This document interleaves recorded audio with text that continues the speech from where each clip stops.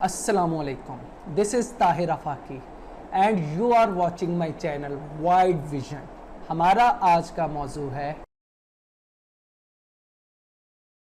US and UK political system, a comparative analysis. आज के मौजू में हम US और UK के पॉलिटिकल सिस्टम का तकाबली जायजा लेंगे। इस सिस्टम में प्रेसिडेंट्स के पास, एग्जेक्टिव के पास कौन कौन सी पावर्स हैं, लेजिस्लेचर के पास कौन कौन सी पावर्स हैं, जुडिशरी के पास कौन सी पावर्स हैं, यहाँ पर स्टेट सिस्टम कौन सा है, गवर्नमेंट सिस्टम कौन सा है, ये सब हम आज के मौजू में देखेंगे। तो आइए आगाज करते हैं। सबसे पहले तो ये जान लें कि यूएस 1776 में जिस मुल्क से आजाद हुआ वो यूके है, यानी वो बरतानिया से आजाद हुआ है। लेकिन अब देखें कि बरतानिया से आजाद होने के बावजूद भी यूएस, वहां के लोगों ने यूके का ही सिस्टम अडॉप्ट किया है, लैंग्वेज भी उनकी है और फिर यूके के मॉडल की डेमोक्रेसी भी वहां पे है और लिबरल डेमोक्रेटिक सिस्टम और कैपिटल सिस्टम, ये तकरीबन तमाम तरह के वो सिमिलरिटीज हैं जो कि यूके और यूएस में है। यानी कि हम कह सकते हैं कि यूएस ने आजादी के बाद अगरचे बरतानवी सरकार से तो आजादी हासिल की थी, लेकिन बरतानवी निजाम से आजादी हासिल नहीं की और उसी निजाम को प्रमोट किया है। यहां पर लिबरल डेमोक्रेसी है, freedom, equality and fundamental rights, ये मोस्ट इंपॉर्टेंट प्रिंसिपल्स हैं इन दोनों ममालिक में। तो आइए हम आगाज करते हैं। आप देखते हैं कि क्या क्या इन दोनों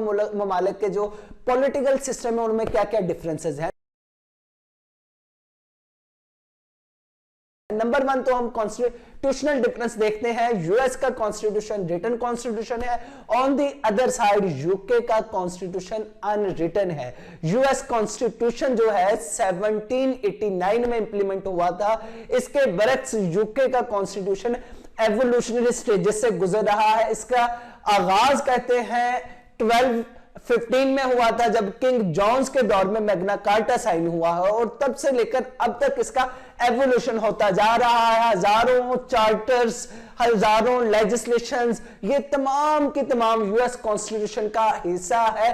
फर्दर ये ऑर्गेनिक नेचर का हामिल है, यानी ये वक्त के गुजरने के साथ फलता फूलता जा रहा है।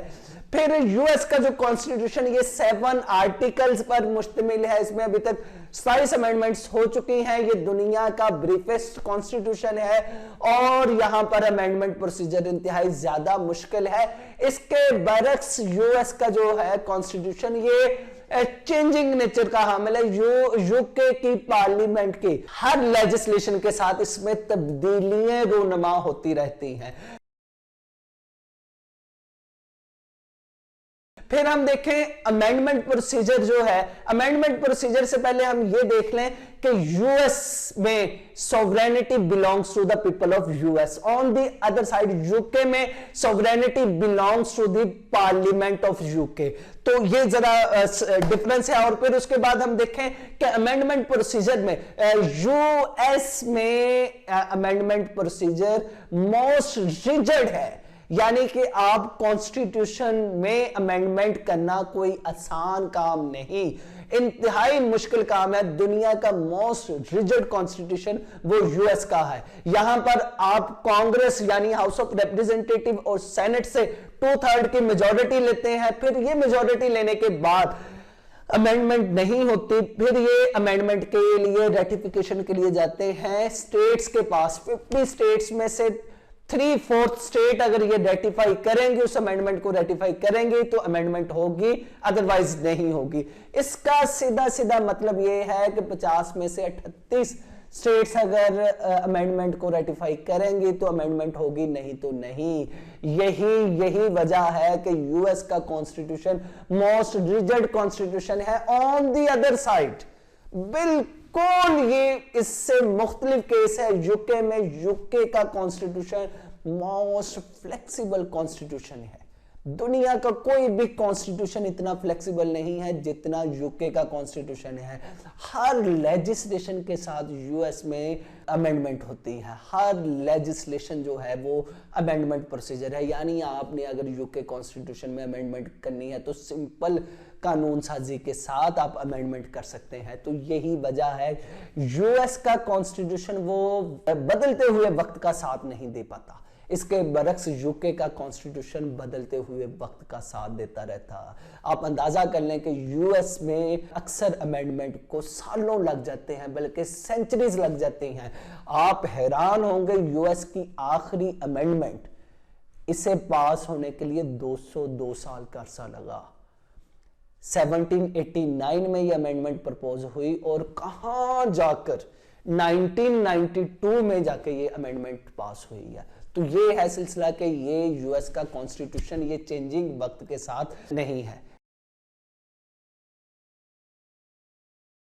फिर हम पॉलिटिकल सिस्टम देखें, यूएस में फेडरल स्टेट सिस्टम है, on the other side UK में यूनाइटेड स्टेट सिस्टम है। फेडरल स्टेट सिस्टम में कि सेंटर के पास कम पावर्स हैं लेकिन सुप्रीम नेचर की, ऑन द अदर साइड सूबे हैं, जो स्टेट्स हैं वो काफी हद तक पावरफुल हैं, वहां पर डिवीजन ऑफ पावर का कॉन्सेप्ट है, तो काफी ज्यादा अथॉरिटीज स्टेट एंजॉय कर रहे हैं। On the other side UK में यूनिटरी स्टेट सिस्टम है, यानी मरकज के पास तमाम तरह की पावर्स मौजूद हैं। मरकज अपनी स्टेट्स को पावर डेलीगेट तो कर सकता है लेकिन डिवाइड नहीं, तो मरकज जो है ओवरऑल है, उसके पास तमाम तरह की पावर्स मौजूद हैं। फिर हम देखें, यूएस में प्रेसिडेंशियल सिस्टम है और यूके में parliamentary form of government. Presidential system में एग्जेक्टिव जो है वो हेड ऑफ स्टेट होता है और executive he head of government होता है। तो यूएस में प्रेसिडेंट हेड ऑफ गवर्नमेंट भी है और हेड ऑफ स्टेट भी है। On the other side UK में पार्लियामेंट्री फॉर्म ऑफ गवर्नमेंट है जिसमें लेजिस्लेचर सुपीरियर है। लेजिस्लेचर जो है वो तमाम तरह के पावर्स का मरकज है और लेजिस्लेचर ही प्राइम मिनिस्टर को मुंतखब करता है जो कि हेड ऑफ गवर्नमेंट है और crown head of the state है। तो ये सिलसिला है। फिर आगे हम देखते हैं कि दोनों के प्रेसिडेंट्स और प्राइम मिनिस्टर का मुवाजना करें। यूएस प्रेसिडेंट जो है वो at a time head of state भी है और हेड ऑफ गवर्नमेंट भी है। यूके का प्राइम मिनिस्टर हेड ऑफ सिर्फ गवर्नमेंट है जबकि क्वीन जो है वो हेड ऑफ स्टेट होती है। फिर अगर हम देखें यूके का प्राइम मिनिस्टर वो लेजिस्लेचर को भी लीड कर रहा होता, उसका भी लीडर होता और एग्जेक्टिव को भी लीड कर रहा होता। On the other side US का प्रेसिडेंट सिर्फ और सिर्फ एग्जेक्टिव हेड होता है, लेजिस्लेचर उसके असर से बाहर होती है, उस पर थोड़ा बहुत तो असर होता है लेकिन वो बिल्कुल इससे अलग इदारा है। इमरजेंसी की सूरत हाल में दोनों लीडर्स जो हैं वो पावर में ऑल इन ऑल होते हैं। फिर हम देखें यूएस प्रेसिडेंट जो है वो एग्जेक्टिव हेड है और यूके का prime minister executive and legislature head है। अच्छा, यूएस में सेपरेशन ऑफ पावर का कॉन्सेप्ट पाया जाता है। लेजिस्लेचर, एग्जेक्टिव और जुडिशरी ये तीनों ऑर्गन्स अलग अलग हैं। On the other side UK में ऐसा कोई सिस्टम नहीं है, बल्कि पार्लियामेंट में तमाम तीनों ऑर्गन्स मुर्तकज हैं। पार्लियामेंट में लेजिस्लेचर भी है, एग्जेक्टिव भी है और इवन जुडिशरी भी है, हाउस ऑफ लॉर्ड्स, जो कि इनके यहाँ यूके में एपलेट कोड यानी एपेक्स कोड का दर्जा रखता है। तो ये सिस्टम है। यूएस लेजिस्लेचर बाइकैमरल है और यूके का भी बाइकैमरल है। यूएस में जो कांग्रेस मुश्तमिल है, हाउस ऑफ रिप्रेजेंटेटिव्स और सेनेट, ये दोनों के नुमाइंदे अवाम मुंतखब करती हैं। On the other side UK का जो है लोअर हाउस और upper house, lower house House of Commons कहलाता है और upper house House of Lords. Lower house को अवाम मुंतखब करती है और हाउस ऑफ लॉर्ड्स के नुमाइंदों को क्राउन मुंतखब करता है। ये एलीट क्लास से इनका ताल्लुक होता है। यूएस लेजिस्लेचर के पास चेक्स एंड बैलेंस की पावर मौजूद है। यूएस लेजिस्लेचर जो है वो एग्जेक्टिव को भी चेक कर रहा होता है, प्रेसिडेंट की जितने भी उसने अपॉइंटमेंट्स करनी है, अहम अपॉइंटमेंट्स उनको चेक कर रहा है, उनके ट्रीटीज को चेक कर रहे हैं, उनके जितने भी मुआहदे वगैरह हुए हैं, तो वो उसके लिए लेजिस्लेचर की अप्रूवल ज़रूरी है। जबकि on the other side UK legislature के पास तकरीबन तमाम तरह के इख्तियारात मौजूद होते हैं, यानी कि प्राइम मिनिस्टर जो है वो जवाबदेह होता है लेजिस्लेचर को।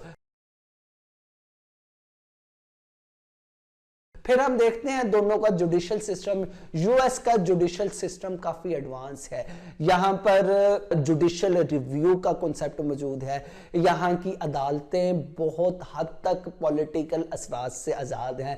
अगरचे जजेस का तयन जो है प्रेसिडेंट ने कांग्रेस के मशवरे के साथ करना होता है, लेकिन 10 साल तक का अरसा ये इनको जॉब सिक्योरिटी होती है, कोई भी जजेस को बाहर निकाल नहीं सकता, प्रेसिडेंट इंपीच नहीं कर सकता। फर्दर जो जुडिशियल रिव्यू के जुडिशरी जो है वो चेक करती है प्रेसिडेंट एक्शंस को और कांग्रेस के एक्शन लेजिस्लेशन को। कांग्रेस अगर कोई लेजिस्लेशन कॉन्स्टिट्यूशन के अगेंस्ट कर रही है, फंडामेंटल राइट्स के अगेंस्ट कर रही है, इंडिविजुअल लाइबिलिटी के अगेंस्ट कर रही है, तो यूएस जुडिशियल सिस्टम उसे नल एंड वॉइड करार दे सकता है।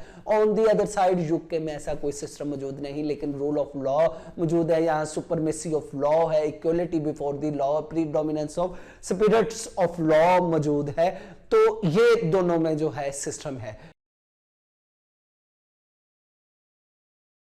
फिर अगर देखें हम पावर्स ऑफ स्टेट्स जो है, यहाँ के सूबे जो हैं वो किस हद तक आजाद हैं, क्या सिलसिला है। यूएस में जो है मुकम्मल तौर पर डिविजन्स ऑफ पावर है, सूबे बहुत ज्यादा पावर के हामिल होते हैं, इनके अपने अलग कॉन्स्टिट्यूशन मौजूद हैं, इनके यहाँ अपने अलग झंडे मौजूद, अपने बाइकैमरल पार्लियामेंट्स इनकी मौजूद हैं, बाइकैमरल लेजिस्लेचर इन सूबों के मौजूद है। तो सूबे काफी हद तक बहुत ज्यादा खुद मुख्तार हैं।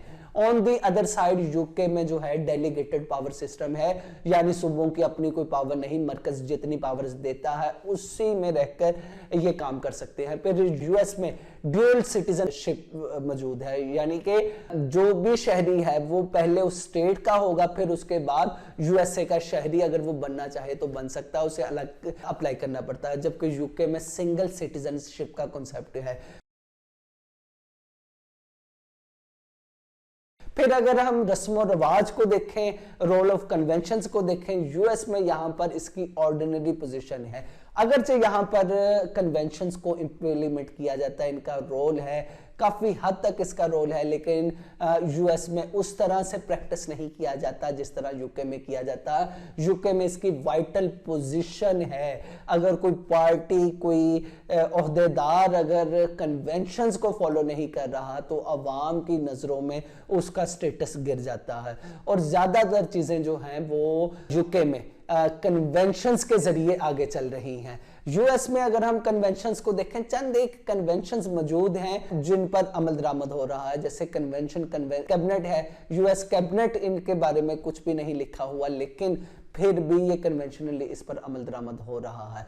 फिर जो है प्रेसिडेंट और वाइस प्रेसिडेंट, ये कभी भी एक स्टेट से नहीं होते, कॉन्स्टिट्यूशन में ऐसा कुछ भी नहीं लिखा हुआ, लेकिन फिर भी इस पे अमल दरामद हो रहा। On the other side UK में तो कैबिनेट के लिए अलग कन्वेंशंस मौजूद है, पार्लियामेंट के लिए अलग कन्वेंशंस मौजूद है, House of Lords, House of Commons के लिए अलग, क्राउन के लिए अलग, प्राइम मिनिस्टर के लिए अलग, तकरीबन हर जगह पे अलग अलग कन्वेंशंस मौजूद हैं। तो अलग अलग कन्वेंशंस का यहाँ पर सिस्टम इंप्लीमेंट है। फिर हम देखें कि ये सारा सिस्टम जो है ये तकरीबन यूएस और यूके का जो है सिस्टम ये काफी हद तक सिमिलर है और बहुत सी जगहों पर जो है डिसिमिलरिटीज मौजूद हैं। लेकिन सिमिलरिटीज में हम यही कहें कि दोनों के यहाँ डेमोक्रेटिक सिस्टम मौजूद है, दोनों के यहाँ कैपिटल इकोनॉमी मौजूद है, सेम कल्चर है, और फिर इनके नॉलेज, इनके अलूम भी तकरीबन सारे सेम हैं। और फिर अगर हम पॉलिटिकल एटमॉस्फेयर में भी देखें तो ये दोनों ममालिक अलायंस के हामिल हैं। अगरचे यूके ने यूएस पर हुकूमत की, लेकिन उसके बाद इन दोनों ममालिक के ताल्लुकात मामूल के मुताबिक आए और अब तकरीबन 150 साल से ये दोनों एक दूसरे के साथ हैं। इंटरनेशनल एरिना में हर जगह एक दूसरे का साथ देते हैं। तो दोस्तों ये था हमारा आज का मौजू, जिसमें हमने US and UK political system का कंपैरिजन किया, तकाबुल किया।